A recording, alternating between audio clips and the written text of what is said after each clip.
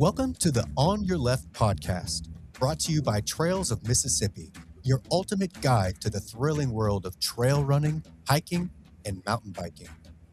Join your host, Matt Clem, as we explore breathtaking trails, conquer challenging peaks, and dive into the adventures that await in the great outdoors. Get ready to lace up, gear up, and get inspired. Adventure is just around the corner. On your left. All right, here we go. Episode 24. Sorry, guys. We're 15 minutes late. A couple of issues. We had some technical issues, but then also, once again, I get stuck in the line at the Cups in Madison. I gave myself 30 minutes, Ethan. I'm so sorry. I got you here waiting. And then I'm through the line, and then Daniel shoots in his order while I'm in line, which, by the way, Daniel, next time. Blame it on the producer. Blame it on the producer. Daniel ordered hold on. What the hell did you order? It's a simple thing. It's a large mocha frappe, no whipped cream with a triple shot of espresso. I mean, duh. Next time I could just go by, I could go by Dairy Queen next time. You want me to? Just get you a Blizzard. We got a loaded show today. It's episode 24. Yeah. And it's actually kind of a special episode because this is our 1 year anniversary. Congratulations. Of starting the podcast. And it's Mississippi 50 week. So I brought in Ethan Mayeu, who is a longtime volunteer and also a Mutts board member. Glad to be here. How long have you've been volunteering for the race for dozens of years, right? Yeah, I think I probably started around 2010 or so volunteering after I ran it for a few years. Yeah. So it's a really big race. And I was going to have Dennis on, but Dennis got a lot going on, getting ready for this week and everything. So Dennis, first person he suggested was we got to bring Mike Smith on. Mike Smith, Daniel, is they live in Santa Fe, New Mexico. Is that correct, Mike? Yes. Okay. Mike is okay. So this year we've got the MS 100, which has been going on now. I think this is the 4th or 5th year. So there's actually a 100-mile distance option. And for years and years, they just had a 50-miler and they had a 50K. But the last few years, they've had a 100-miler. And one of the main reasons is because Mike Smith from Santa Fe, New Mexico, has been trying to run a 100-miler in every state. Wow. And Mississippi, for a long time, did not have a 100-miler. Do we now? Yes, we do. We do. We've had it for about 4 or 5 years now. Oh, wow. Mike's running it every year. Not only has Mike run that every year, but Mike, this coming up Friday in Laurel, will be attempting his 249th 100-miler. Yeah, that's right. I said it. 249. So Mike's run that many. I know. So I reached out to Mike, and I talked a little bit to Mike last year. Like I was volunteering at the start finish line, and Mike was coming through every few hours, and I talked to him a little bit. So I might have met him a little bit, but then I called him and talked to him, and I was like, hey, do you want to come on the show? And let's talk about this race. And he said, well, my wife also has an interesting backstory. So God bless her. God bless any spouse that supports this silliness that we're all putting ourselves through. But she's done it more than anyone. And not only has she done it more than anyone, she's written a book about it. So her book that she's written is called Crewing an Ultra Runner, Start to Finish. There it is. We put the book up on the screen for those that are watching. So very interesting. Love to hear what she has to say. But so we got a lot to dive into. We brought Ethan in studio because obviously Ethan knows a lot about the race, and I'm sure a lot of people are wanting to know. Mutts has the aid station that's kind of like halfway through the big loop. Is that correct? That's correct. So there's 2 loops. There's a 12-mile loop, and then correct me if I'm wrong, like a 6 or 7-mile loop. Is that correct? It's about 6 miles. Yeah. So you guys are located where? I don't remember the exact mileage, but it is about halfway through the 12-mile loop. As you remember, there used to be 2 aid stations on that 12-mile loop, but they've kind of combined them into this one big one. I think they have some water only at the out and back, but this is now the main aid station on that 12-mile loop. Okay. So the 100-mile loop, and Mike knows this more than anyone, is I believe it is 7 12-mile loops.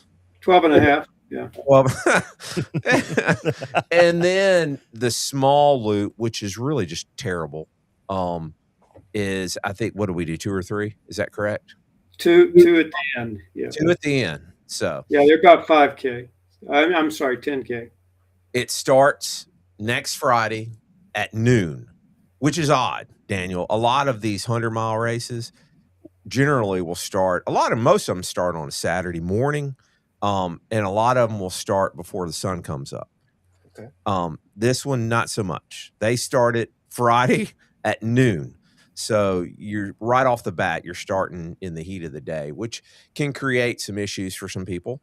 And I think the reason why they did that is for years and years, they have a 50-mile race that starts Saturday at 6 a.m. Is that correct? Or 7 a.m.? 6. Yeah, 6. So 50K and 50 miler start And at 6. they give them a 12-hour cutoff. Is that correct? For the 50 miles. So they have to be done by 6 p.m.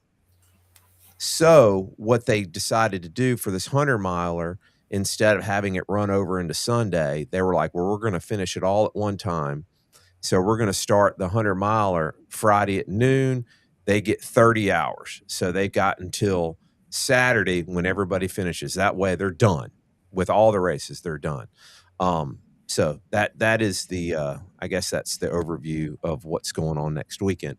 But yeah, Ethan, you hop in at any time if you have any questions or you want to talk about anything here.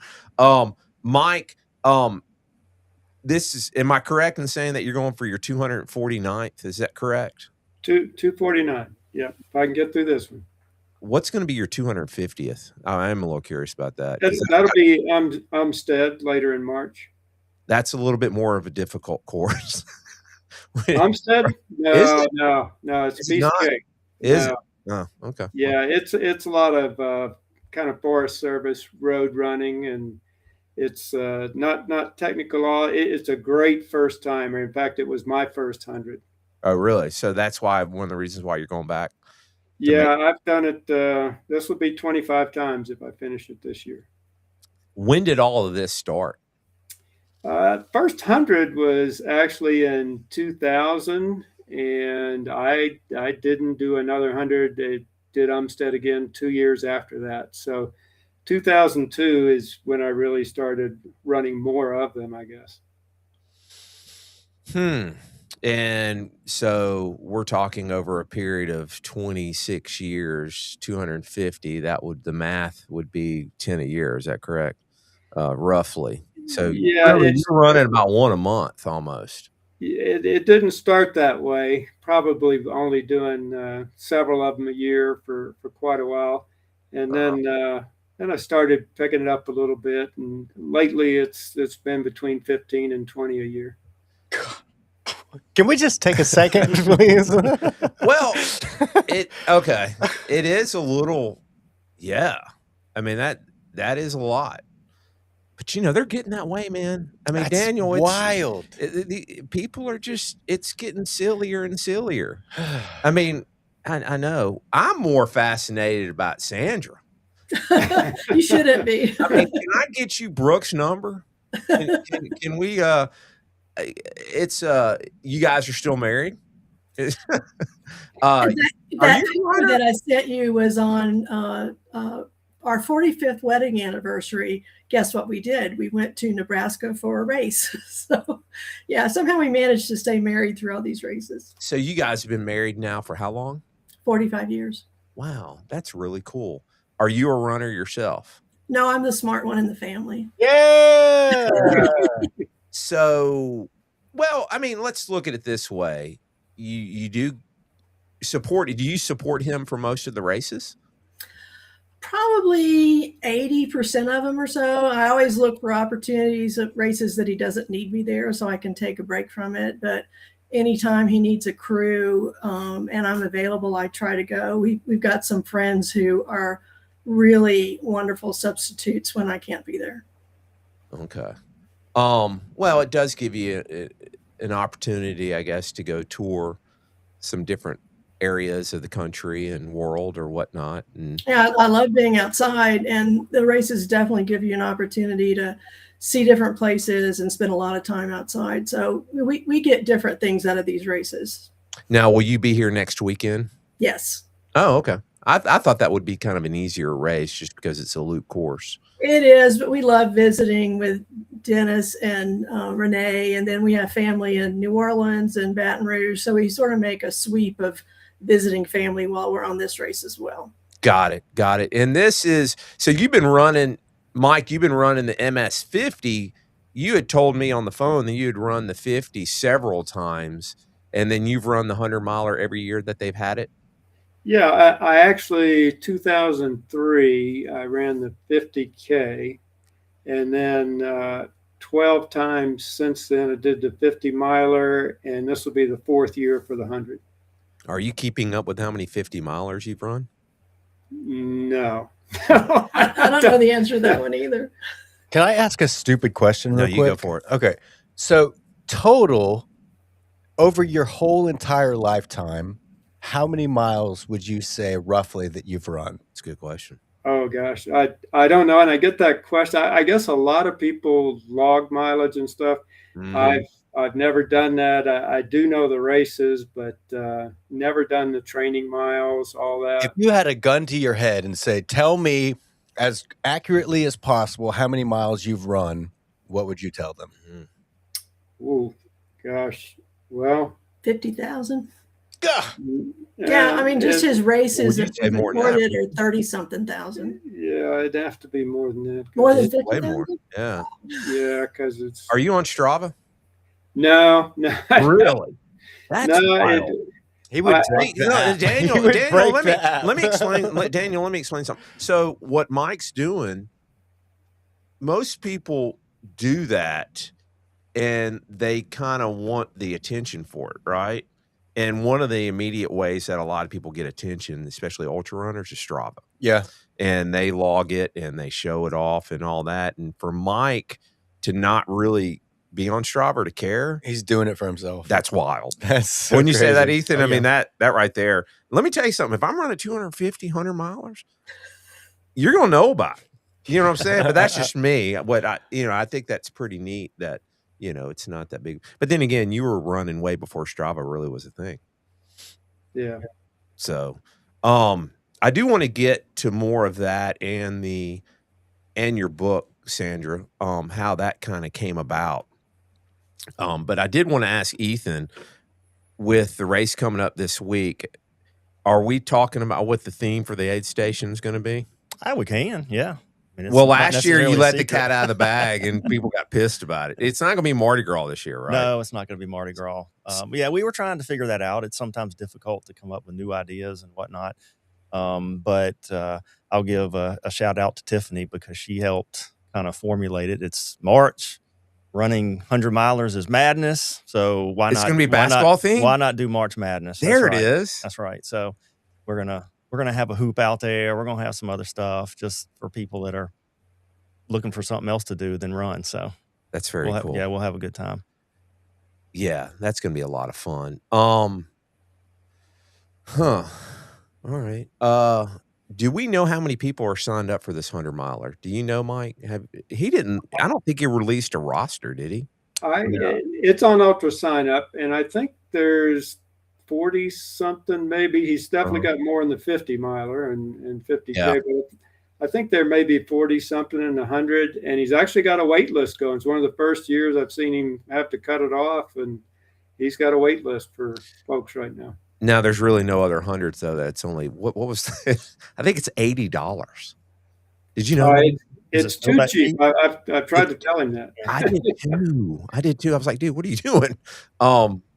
Yeah, it's like 80 or 90. I think it went up to 90. Yeah. Most 100-milers, Daniel, are like, they're getting ridiculous now. Like $500. It's, which I guess I kind of understand because there's so much that goes into the logistics of it.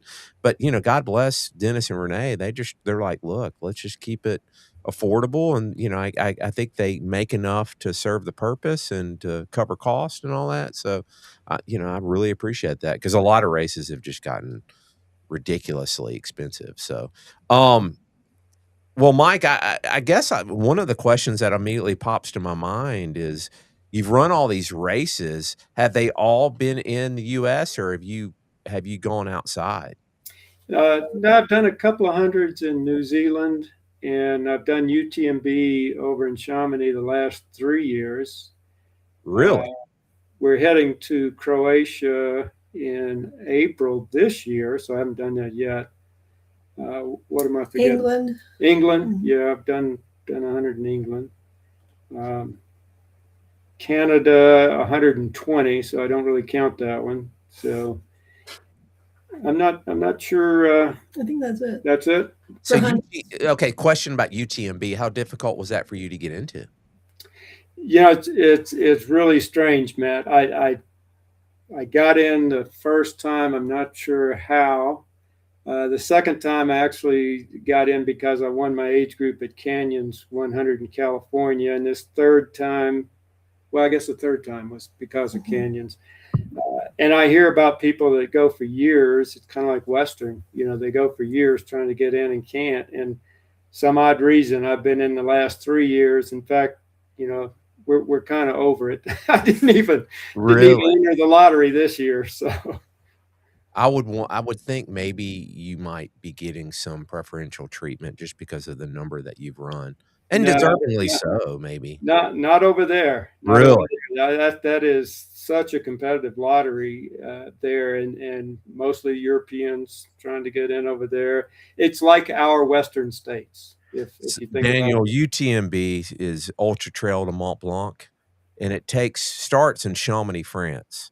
So you essentially run through 3 countries. This is correct, Mike? So you start in France, you run through Italy, Switzerland, and it's through the most scenic views you can possibly. It's like Sound of Music type views. Wow.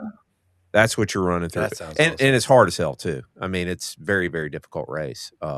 What's the elevation like? So how do you like the elevation difference? Is it like how much you go up and down total throughout the race, or what is it? How you have elevation gain and loss, but then you also have altitude. Right. So there's a difference. Now, with a race that you're up that high, do you go to that location like a week or 2 weeks before to get acclimated to the elevation, or how does that work? Well, Mike can answer that pertaining to that race. I know some races kind of require it. The ones that are really high up, some may not. Mike, I don't know what your approach is, especially like maybe to UTMB. Actually, for UTMB, it's not as bad as you probably think, because we kind of circumnavigate Mont Blanc.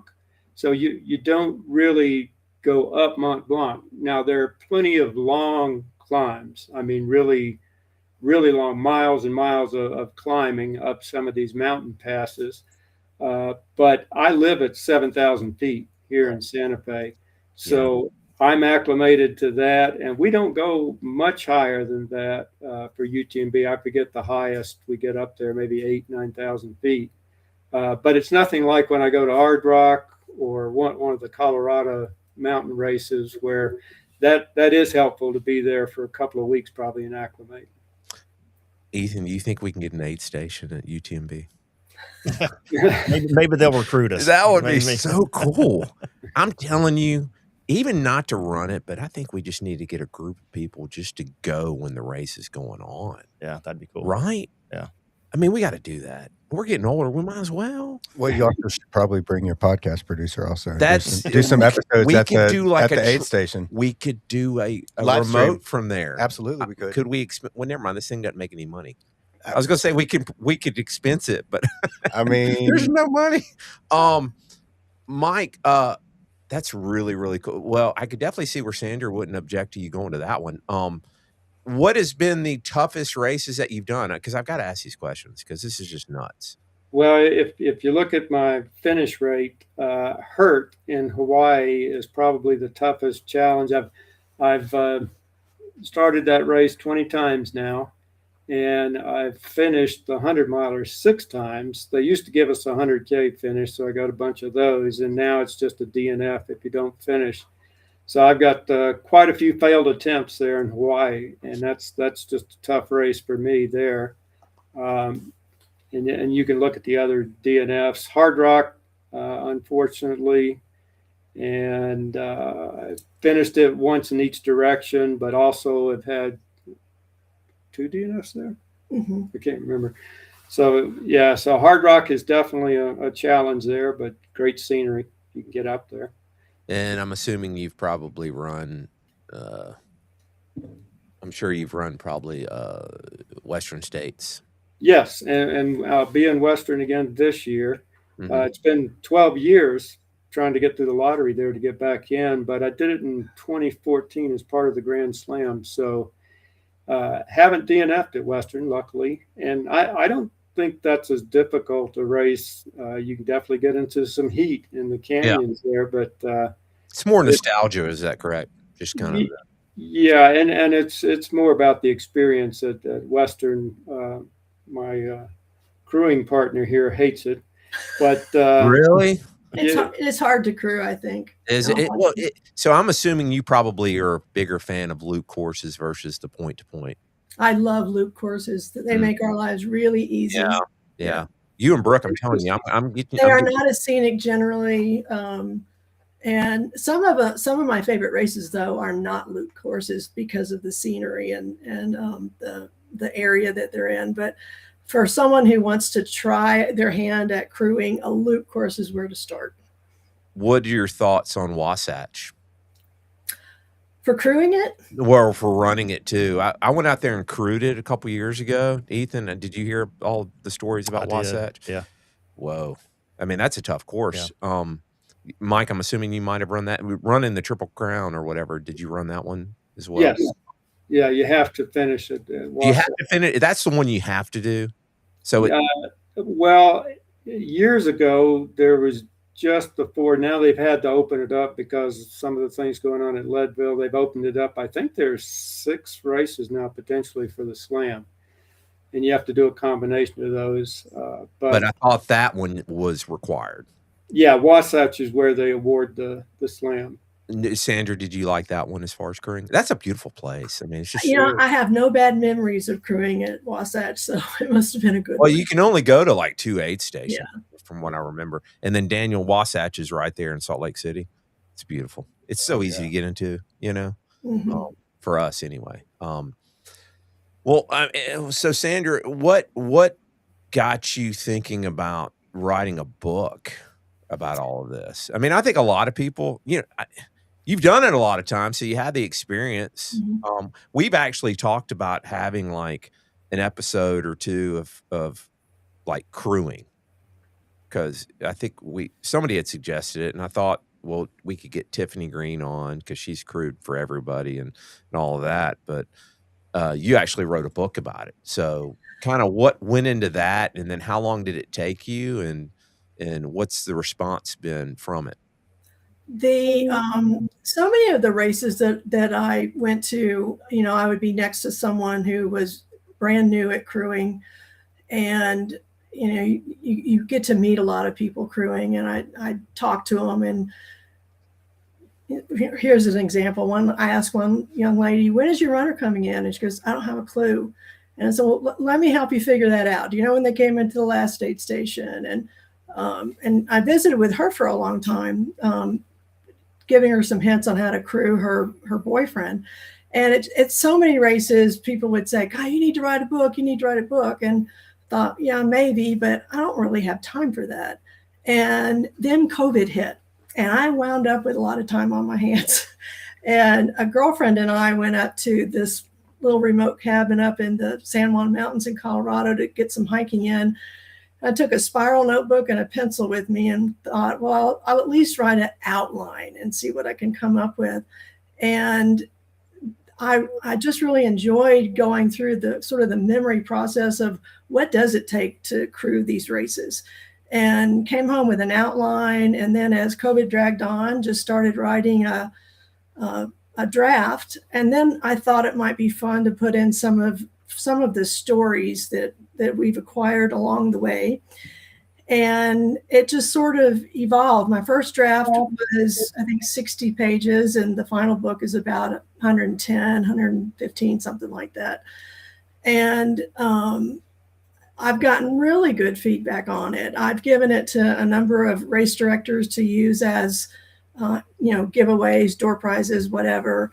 I try to take a few copies with me when I go to races. So if I do encounter someone like that one young lady who had no idea how to figure out when her racer was coming in, I can say, here, this is from me. Enjoy it. Hope you can find something useful in it.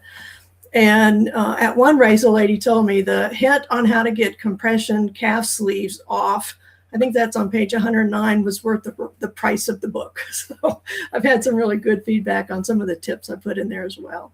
So what are some of Mike's issues, do you think? What are some of the challenging things that from a crewing standpoint, obviously you want to make sure that you're there for them when they're going to be at the certain spots and you want to have everything laid out. But for Mike, tell us kind of what do you look for? Is it foot care? Is it nutrition?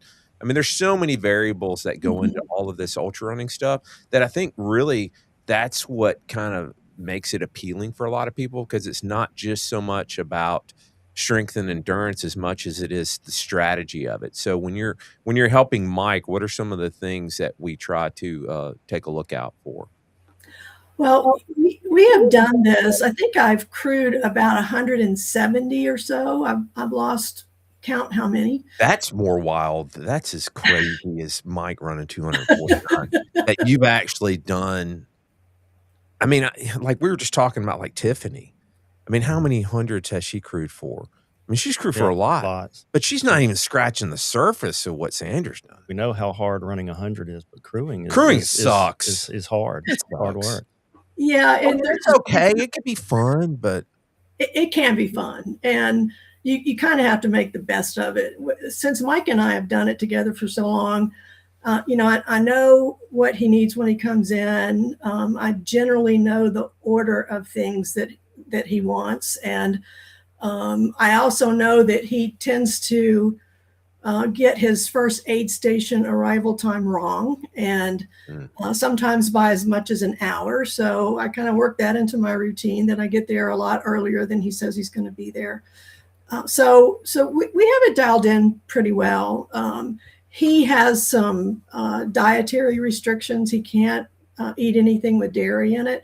So a lot of times the hot food at aid stations has cheese, milk, all of the above. So I know the kind of things that he likes to eat, and we plan that ahead of time. When he starts asking me about aid stations and crewing for him, I just tell him, I'm not even talking to you till you give me a pace chart, because everything I do runs off the pace chart.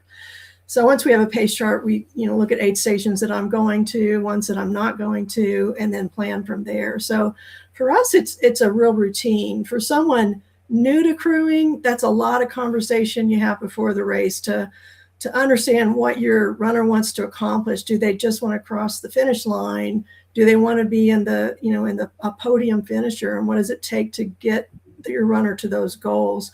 But that's one of the things I really tried to outline in this book is, if you're new to crewing, these are the things you need to know about your runner and from your runner. Everything from goals to, if he tells you, I want my neck thing, you need to know what a neck thing is. So conversations with your runner. What is the neck thing? A buff. Oh, okay, I got you. Some people don't know it's called a buff. It's a neck thing. Use your words. That's what. Use your words. That's right. I tell Mike that all the time. Use your words. Can't read your mind. And then sometimes, we have everything planned, and he comes in and his stomach is upset, or he just swam in Mississippi and we need to get some things changed out. So being able to respond and retool and take care of things as changes come up, without letting it create any chaos in your method, that's important as well. Do you have many foot issues, Mike? I mean, I think, would we agree that that's like one of the main issues with running anything like that far that most people are going to run into, is usually like it's going to be stomach issues or foot issues. Mm-hmm. And Mike, you running 10 hundreds a year. What are your feet like? It really depends on the race. It's a wide range of issues. I have done hundreds where same pair of shoes and socks for 100 miles for 20-something hours, and it's not been a problem.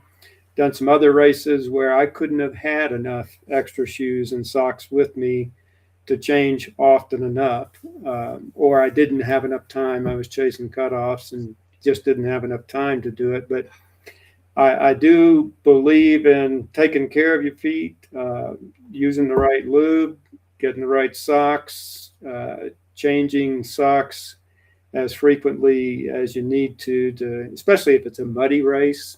But I've done some sandy races where you'd be surprised how much sand can build up in your shoes, and that causes the same sort of friction problems.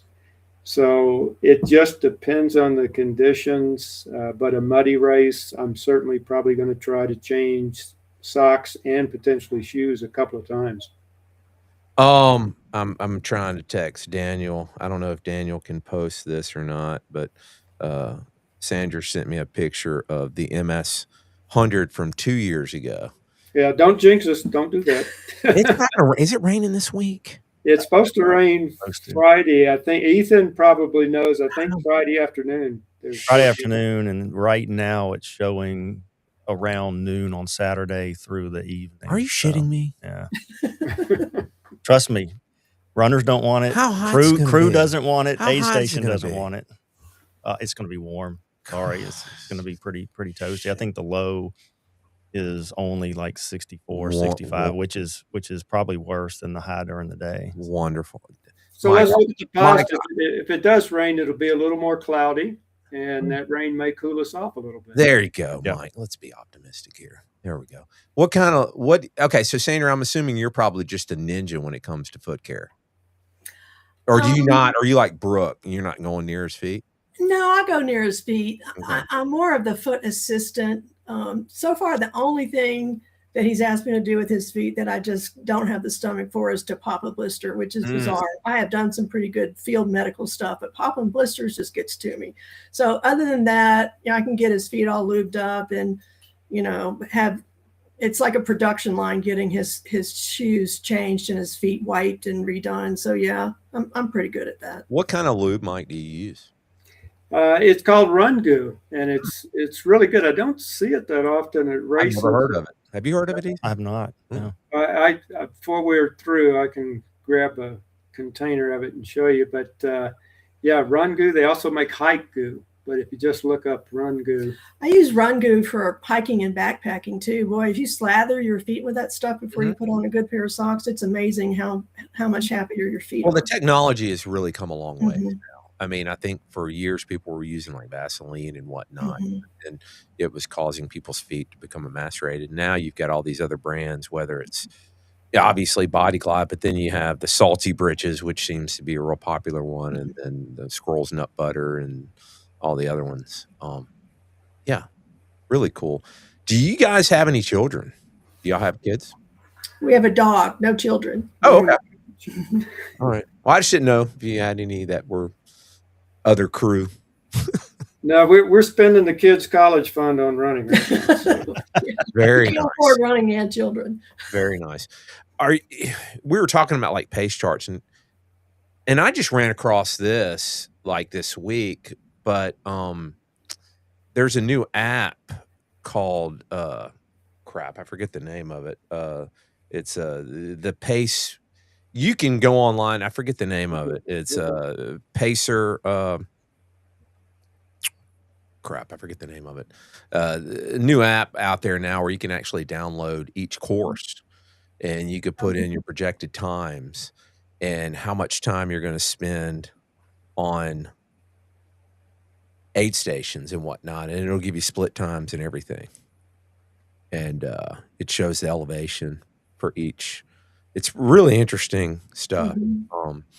I have to see if I remember that, but yeah, very, very cool stuff. So you've got MS. So you guys will be coming in town midweek. You guys will be there Friday. Olmsted will be the next one.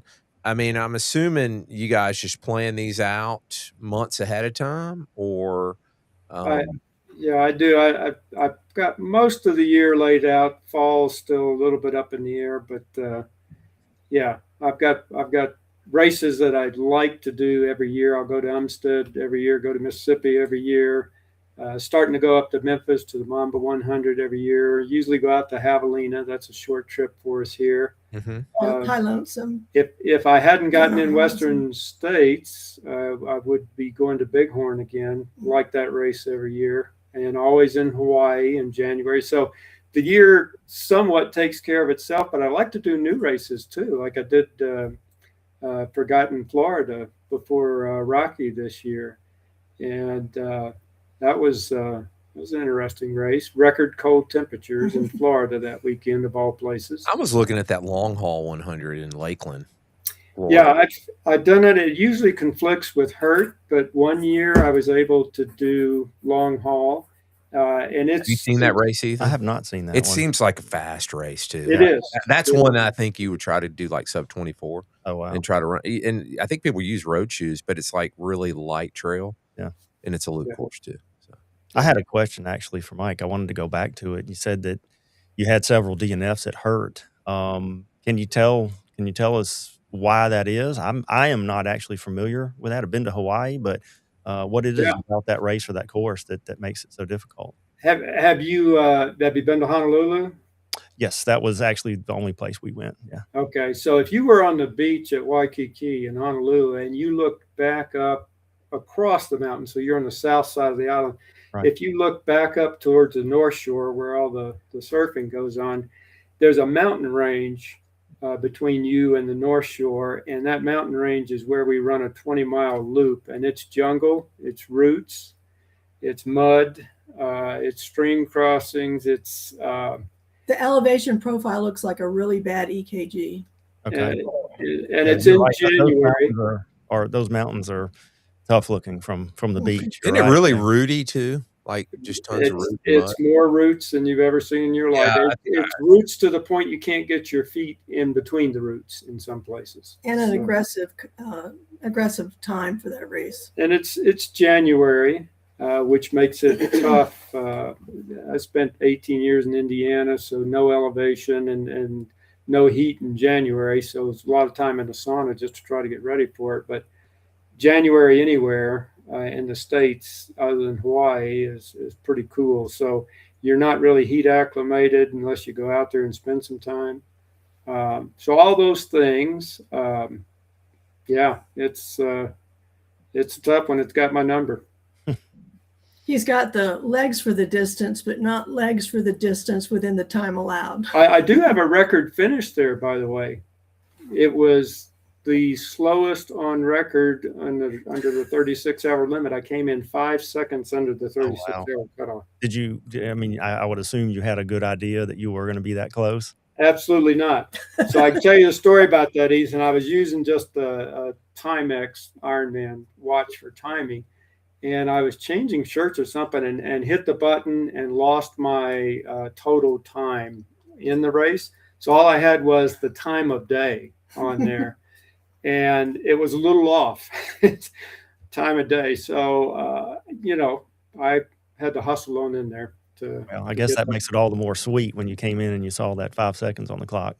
Well, I didn't realize I was that close. And Gary Robbins, I don't know if you guys know Gary. Gary's got the record for the fastest finish at Hurt. He was just there supporting. Not anymore, he does it though. Well, that's true. He lost it New record this year. But anyway, Gary was right at the finish line, and I just kind of slowed down to talk to Gary, and he, in no uncertain terms, told me to get my butt to the finish because I was going to miss the cutoff otherwise. So 248, hopefully 249. Yeah. Where does that stand as far? Am I correct? Isn't there one other person that has more than that, or is there? Do you know? Yeah, Eddinghaus, right? Eddinghausen. At Eddinghausen in California, and Ed's done well over 300. Yeah, Ed likes to focus on timed events instead of trail races, and Ed's the first guy who'll tell you what he does and what Mike does. That's two different animals. Ed does trail races, but a lot of his 300 plus 100-mile finishes are at timed events and not at trail races. Mm. But Ed's number one, Mike's number two in the world. Who is number 3? Are they hot on your tail, or are they? It was Sandra Brown, who lives in England, and she's a race walker. She's not a runner. She does a lot of, or used to do a lot of 100-mile race walks. But I haven't found much about her lately, so I don't know if she's retired from that. But she would be number 3, and I don't think anyone's even close to the top 3 right now. Mike, what do you do for a living? I'm retired now. Runs hundreds.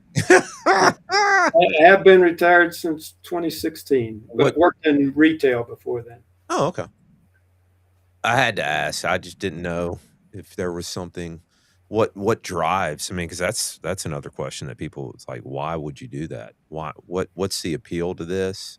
I can tell you, for me, it's all about the community. It's friends. I started in marathon running and was trying to do the 50 states and the continents, and met a lot of people along the way. And eventually, some of those folks evolved into ultra running. So that was just our next challenge, really. And then met a community, and you guys have done road races. It's just a totally different experience to be out there for an ultra, because years ago, and not necessarily so much true now, it's very competitive now in some of these events, but it was just guys out there sharing a trail and running a race, as opposed to chasing a lot of PRs and finish times and podium finishes. If you were lucky enough to get that, great, but really it was about time spent with the runners, with the volunteers. Just met a lot of great people along the way. What is your, I guess, what's your favorite 100? I get that question a lot, and it's tough to say. Obviously I've run Hurt 20 times. I can't say that the course itself is my favorite, but I like going out there. They keep letting me come out because they want Sandra to come and work at one of their aid stations. She's their cook out there. So, okay. So I really like the people, and probably on my 3rd race director there over the years. Dennis's race course, the 50 and the 100 now, really enjoy that. Umstead, obviously, one of my real favorites. Umstead was my 100th 100. It was my 200th 100. And if things work out timing wise, it's going to be 250. And then it may be 300 if I'm crazy enough to keep going at it. So, what's your least favorite? That's a legitimate question, isn't it? And I'll be the last one to be critical of a race, because what I tell people is, and you hear all kinds of things, and I'm sure Ethan's heard them at an aid station before. Runners, complaining about things, whether it's course markings or you didn't have my favorite food or whatever. What I tell people is, the day you line up to direct a race, have at it. Criticize all you want, because you can do a better job of it at whatever race you're directing. But until you start doing that and really commit the time and effort and give your time and effort into the process, you really shouldn't be criticizing those folks that are trying to do this for you. Yeah, that's a good answer. But seriously, what's your least favorite one? No, what's the toughest? How's that? Well, I guess you already answered that. Hurt, I guess. Well, and I got to qualify that a little bit, Matt, because Hurt is also tough because of the cutoff times. It's 36 hours, and you have to hit 80 miles in 29 hours, which people listening to this are going to say, oh, my gosh, I can walk that. Well, get out there on the course and try it. But if Hard Rock had that kind of cutoff instead of 48 hours, it would probably be tougher because of the altitude that we have to do there and the elevation change and some of the elements out there that go on. So when you say toughest, you got to factor all those things in: cutoff times and conditions and weather that time of year. And it's wow. Ultra Pacer is the name of the website. Sorry. Ultra Pacer. It's a fairly new website that, go check it out. You can go in and you can log in, and you can, I think there's like a free option, but there's also a pay option where you can really break things down. But you can go on there and it updates all like the races, and it shows the elevation from aid station to aid station and everything. And you can type it, you can really plot it out. And I think it kind of makes it a lot easier for you to set up a schedule. Pretty neat. I just found out about it this past week. So it'd be interesting to compare that to what I've actually done in a race somewhere and see well, how the funny thing, what's so great about all this is like we plan and we got everything set up and we've everything, and then all that shit just goes straight out the window. that never happened, does it? Go back and look at 2024. That's a good example. Oh my. Well, we're not talking about that. Well, well, Mike, I'm super excited for it. Have you done it? Okay, you also did Badwater. Yes. Okay. We're getting a little silly, as you've noticed. These races are just getting more and more. I mean, you mentioned Mamba earlier. For the love of God, Daniel, they got a 300 miler that they're pulling out. What? A 300 mile. Well, it's not so just that, wild. Daniel. It's So it's a loop. wild. What's the loop at Mamba? Isn't it like a? I think he's got a different course. For the 300? But you're talking about the Viper, I think. That's right. But that's right. Yeah, I think that's a little bit different course. I think I haven't done the Viper, but the Mamba, we do eight loops there, I think. So they must be 12 and a half, close to it. Now, Sandra, are we putting our foot down? Is that what we're doing? We're putting our foot down. 100 is it. We're not doing these 200s and all this. Well, a runner came up to me at one of the races and said, "Oh, I want to talk to Mike about doing this 200-mile race." I went, "Don't you go near him. I don't want him. This is not even an option." And she said, "But that this is an odd comment to me. The 200 is actually easier than the 100 because you have built-in rest times and it's not quite the pace." And said, "I don't care. Don't go close to Mike and say anything about 200 miles to him."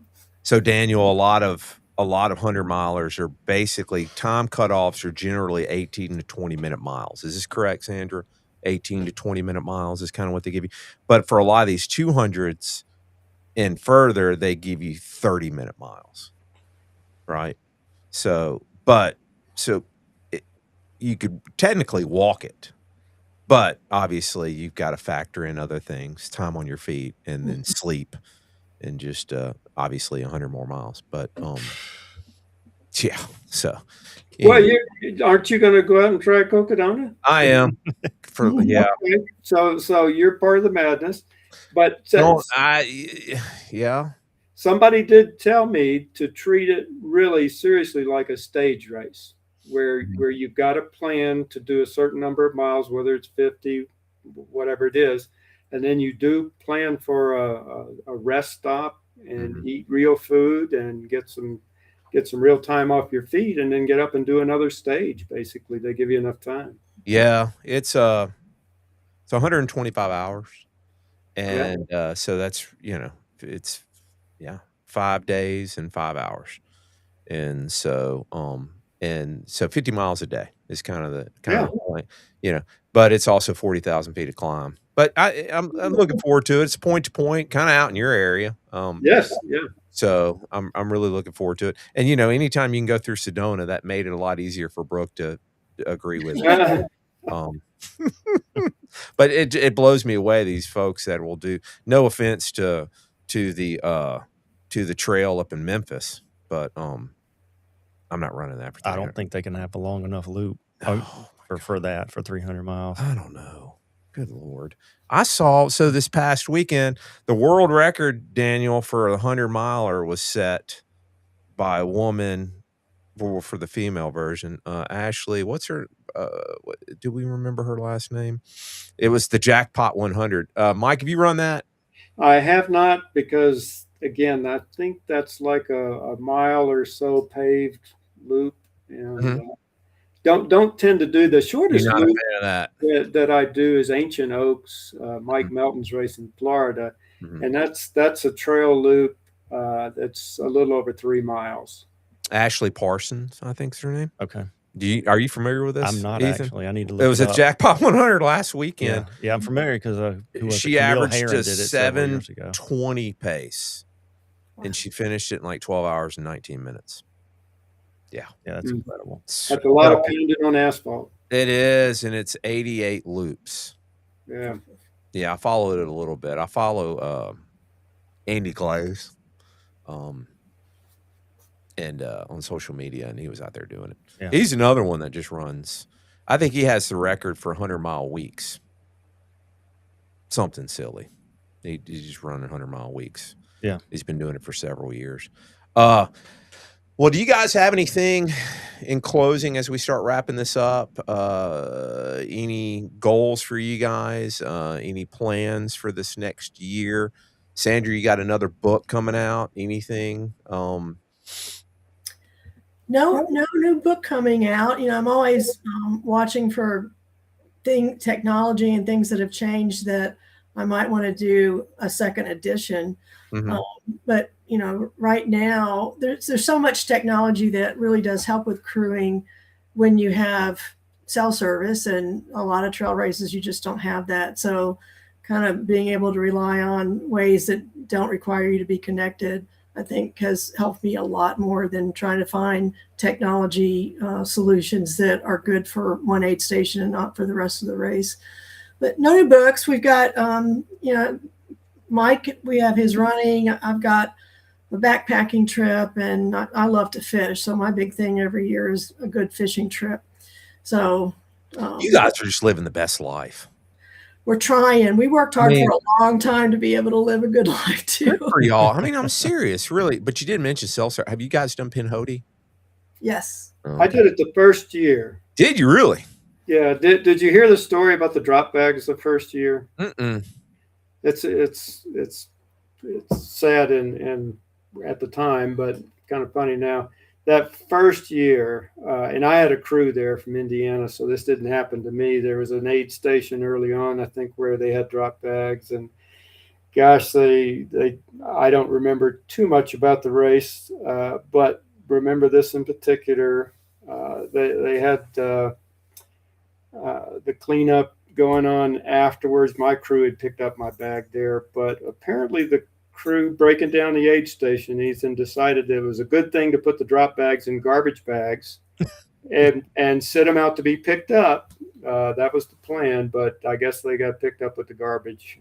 That was a sad situation. I've run that race a couple times, and it's very, very difficult. I love Todd and his wife. They're great. My wife, pretty much, she probably divorced me if I decided to go back and do that race again, just because of the crewing, the point to point and then no cell service. That's a tough one, but it is a beautiful course. I have a question real quick, since I'll be at the aid station, and I can't promise you anything, Mike, but is there anything in particular you want to see at the aid station that we might be able to have there? And I know hot non-dairy food. Well, no, not dairy. And I know sometimes that we have, what is it, your Nutter Butters? Yeah, I was about to say, I'll make a Walmart stop and I'll pick up some cookies for you guys. What I really like, and it's amazing to me that I don't run into it more in the southern races, southeast, is sweet tea. And so Milo's sweet tea. Yeah, I'll pick up Milo's. Because it's gross. It's become so common. It's commonplace. I'm sorry, have Coke, don't get me started. Yeah, I mean, most of the races have Coke. You like sweet tea, Mike? Think about it for a minute, Matt. It's caffeine. Yeah. It's sugar. Yeah. It's easy to get down. It's not hard on your stomach at all, like carbonated drinks can be sometimes. So it's very easy. In fact, I ran 50 miles one year at Umstead just on sweet tea. Really? Yeah. Okay. Daniel, are you a sweet tea person? I'm not. It makes me pee nonstop for 4 years. That's not a problem in a 100-mile trail race. Yeah, plenty of woods around. But Ethan, I'll send you guys some cookies out there and probably a jug of tea. Are you guys? So what is on the menu at the aid station? Well, as far as I know, it's a lot of the same. We've got our grill out there, but we're going to, of course, have the mashed potatoes and broths and salted potatoes and quesadillas. And now I'm trying to think about making sure we have enough non-dairy, but we're going to have a lot of that. Yeah. Mike, what's your... being warm, I mean, we may have to switch just a little bit because people may not want a lot of the hot broths and stuff like that. So I'll tell you what's great at aid stations, Ethan, I've been running into is tater tots. Okay. And pierogi. Highly underrated. Highly underrated food. Pierogies that have been just cooked on a camp stove is the way they've been cooking them. And it's pierogies understandable, but it's the non-dairy version, by the way. It's potatoes and onions, but it's great carbs, and it's pretty easy, and you can carry them out of the aid station, eat them. But tater tots with ketchup and salt, ooh, that's good. Okay. I know Helen and Tiffany were shopping this morning, and so maybe I'll get in They're touch at with them Costco before. right now. Yeah, they're the workhorses, so maybe I can get in touch with them before they leave to say we need some tater tots and sweet There tea. you go. Mike, what pace are you? I mean, what are you looking at finishing this thing in? I think, and in fact, I wrote down. Are you fast or are you a slower dude? I'm slow. I'm slow. Are you? The last 3 years at Mississippi, the first year was 25:47. The water year was almost 28 hours, and last year was 25:40. So I'm pretty consistently slow there. That's pretty. It's not a bad time, actually. You had lots of time to spare. He'll be ahead of me, probably. Yeah. Well, Getting older and slower. Yeah. Well, you look great, Mike. I didn't even ask how old you are. How old are you? 68. Okay. That's wild, Daniel. He's 68. Daniel, get off your ass, Daniel. We were trying to get Daniel to do a 5K. There you go. That's how it starts. Yeah, I did. 68. When did you start running marathons? In 1995, I ran Disney. Actually lost a bet and had to run that year. So wait, is that 30 years ago? So when you were mid-30s. Yeah. That's about how old Daniel is. Yeah, my first 100, I think I was 41, 42. Daniel? I'm 41. Are you 40? I'm old now. No. You got fresh legs at 41. There it is. There it is. Well, guys, seriously, thank y'all so much for coming on. We usually have like a recommends thing, but we're going to recommend everybody check out Sandra's book. And it's Sandra Bullock Smith. And I did have to look to make sure Daniel wasn't married to the actress from Speed. Yeah. Write us a book on aid stations. That would be the next edition. I'd have to do a lot more work at aid stations to feel like I could write a book on it.